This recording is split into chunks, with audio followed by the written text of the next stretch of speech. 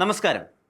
Indian cinema ലോകത്തും രാഷ്ട്രീയ രംഗത്തും ഒരേപോലെ കോളിളക്കം സൃഷ്ടിച്ച ദി കേരള സ്റ്റോറി എന്ന ചിത്രത്തിന് പിന്നാലെ അതിൻ്റെ രണ്ടാം ഭാഗം ദ കേരള സ്റ്റോറി 2വിൻ്റെ ട്രെയിലർ പുറത്തു വന്നിരിക്കുകയാണ്. റിലീസിന് മുൻപേ തന്നെ കടുത്ത വിമർശനങ്ങളും വിവാദങ്ങളുമാണ് ഈ ചിത്രം ഏറ്റുവാങ്ങുന്നത്. സിനിമ ഒരു കലാരൂപം എന്നതിലുപരി കൃത്യമായ രാഷ്ട്രീയ ലക്ഷ്യങ്ങൾ വെച്ചുകൊണ്ടുള്ള വിദ്വേഷ പ്രചാരണമാണെന്ന ആക്ഷേപം ശക്തമാവുകയാണ്. ഈ ചിത്രത്തിൻ്റെ രാഷ്ട്രീയവും അത് സമൂഹത്തിൽ ഉണ്ടാക്കാൻ പോകുന്ന ആഘാതങ്ങളും നമുക്കൊന്ന് പരിശോധിക്കാം. മൂവി വേൾഡ് മീഡിയയിലേക്ക് സ്വാഗതം. ചിത്രത്തിൻ്റെ ഒന്നാം ഭാഗം റിലീസ് ചെയ്തപ്പോൾ അത് യഥാർത്ഥ കഥ, ട്രൂ സ്റ്റോറി എന്ന അവകാശവാദവുമായാണ് വന്നത്. എന്നാൽ പിന്നീട് സുപ്രീം കോടതിയുടെ ഇടപെടലിലൂടെ അതൊരു ഫിക്ഷനാണെന്ന് തിരുത്തി എഴുതേണ്ടി വന്നു. എന്നിരുന്നാലും ഈ സിനിമയ്ക്ക് ലഭിച്ച ദേശീയ അംഗീകാരങ്ങളും രാഷ്ട്രീയ പിന്തുണയും രണ്ടാം ഭാഗത്തിന് വഴിതെളിയിച്ചിരിക്കുകയാണ്. പുതിയ ട്രെയിലർ നൽകുന്ന സൂചനകൾ കൂടുതൽ അപകടകരമാണെന്നാണ് വിലയിരുത്തപ്പെടുന്നത്. മുസ്ലിം വിരുദ്ധത പരസ്യമായി പ്രഖ്യാപിക്കുന്ന തരത്തിലുള്ള സംഭാഷണങ്ങളും രംഗങ്ങളുമാണ് ഈ ചിത്രത്തിൽ ഉൾപ്പെടുത്തിയിരിക്കുന്നത്. 18 വയസ്സുള്ള പെൺകുട്ടികളെ മതം മാറ്റുന്നതും ബീഫ് കഴിക്കാൻ നിർബന്ധിക്കുന്നതുമായ രംഗങ്ങൾ കാണിച്ചുകൊണ്ട് സമൂഹത്തിൽ ഭീതിയും വെറുപ്പും പടർത്താൻ സിനിമ ശ്രമിക്കുന്നുണ്ടോ എന്ന ചോദ്യം ഉയരുന്നു. കേരളത്തിലെ കുട്ടികൾക്ക് ബീഫ് കഴിക്കാൻ അറപ്പാണെന്ന തരത്തിലുള്ള ചിത്രീകരണം കേരളത്തിൻ്റെ സാമൂഹിക യാഥാർത്ഥ്യങ്ങളുമായി ഒട്ടും പൊരുത്തപ്പെടാത്തതാണെന്ന് മലയാളി പ്രേക്ഷകർ ചൂണ്ടിക്കാണിക്കുന്നു. ഈ സിനിമ കേവലം ഒരു കലാസൃഷ്ടിയല്ല, മറിച്ച് കൃത്യമായ ടാർഗറ്റ് ഓഡിയൻസിനെ ലക്ഷ്യം വെച്ചുകൊണ്ടുള്ള ഒന്നാണ്.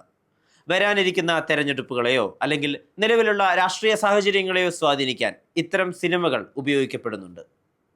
രാജ്യത്തെ ഒരു പ്രത്യേക വിഭാഗത്തെ പൂർണ്ണമായും അപരവൽക്കരിക്കാനും അവരെ പുറത്താക്കണം എന്ന വികാരം ജനങ്ങളിൽ കുത്തിവെക്കാനുമാണ് ഈ സിനിമയിലെ ഡയലോഗുകൾ ശ്രമിക്കുന്നത്. ഇന്ത്യയെ ഒരു മുസ്ലിം രാഷ്ട്രമാക്കാൻ ശ്രമിക്കുന്നു എന്ന് ആരോപിക്കുന്ന സിനിമ അതേസമയം തന്നെ ഇന്ത്യയെ ഒരു ഹിന്ദു രാഷ്ട്രമാക്കാൻ ശ്രമിക്കുന്ന തീവ്രവാദി ചിന്താഗതികളെക്കുറിച്ച് മൗനം പാലിക്കുന്നു.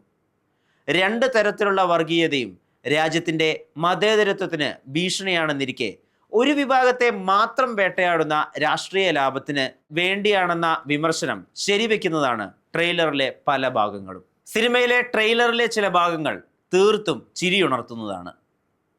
ട്രെയിലറിൽ ബീഫ് വായിൽ കുത്തിക്കയറ്റുന്ന രംഗം ചിരിയോടെയല്ലാതെ ഒരു മലയാളിക്ക് കണ്ടിരിക്കാനാവില്ല.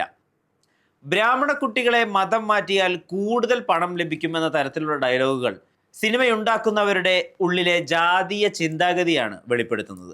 മതം മാറ്റം എന്ന വിഷയം പറയുമ്പോൾ പോലും അവിടെ ജാതി തിരിച്ച് പണം ലഭിക്കുമെന്ന് പറയുന്നത് സ്ക്രിപ്റ്റിലെ യുക്തിഹീനതയായി കാണാം. കൂടാതെ മുസ്ലിം വീടുകളിൽ നടക്കുന്നത് എന്താണെന്ന് പരിശോധിക്കണമെന്ന തരത്തിലുള്ള സന്ദേശങ്ങൾ സമൂഹത്തിൽ പരസ്പര വിശ്വാസം തകർക്കാനും അയൽക്കാർക്കിടയിൽ പോലും സംശയം ജനിപ്പിക്കാനും കാരണമാകും. ഇത്തരം പ്രവണതകൾ മതേതര കേരളത്തിന് വലിയ വെല്ലുവിളിയാണ് ഉയർത്തുന്നത്. സമൂഹത്തിൽ നിലനിൽക്കുന്ന സെമി വർഗീയവാദികളെ പൂർണ്ണ വർഗീയവാദികളാക്കി മാറ്റാനുള്ള ഒരു പ്രോസസ്സാണ് ഈ സിനിമകളിലൂടെയെല്ലാം നടക്കുന്നത്. സിനിമയെന്ന മാധ്യമത്തെ വിദ്വേഷം പടർത്താനുള്ള ആയുധമാക്കുമ്പോൾ അതിനെ തിരിച്ചറിയാനും പ്രതിരോധിക്കാനും നാം ജനങ്ങൾക്ക് കഴിയണം. കേരള സ്റ്റോറി 2 എന്ന സിനിമ സാമ്പത്തികപരമായി വലിയ വിജയമായേക്കാം. ഒരുപാട് ദേശീയ അവാർഡുകളും സിനിമ സ്വന്തമാക്കിയേക്കാം. എന്നാൽ ഒരു കലാസൃഷ്ടി എന്ന രീതിയിൽ ആ സിനിമയുടെ ഉദ്ദേശം എന്താണ്? എന്തുകൊണ്ടാണ് കേരളം വീണ്ടും വീണ്ടും ബോളിവുഡിൻ്റെ ടാർഗറ്റായി മാറുന്നത്? എന്താണ് കേരളത്തിലെ മാത്രം വർഗീയതയ്ക്ക് ഇത്രമാത്രം ഫോക്കസ്? ചിന്തിക്കേണ്ട വിഷയമാണ്.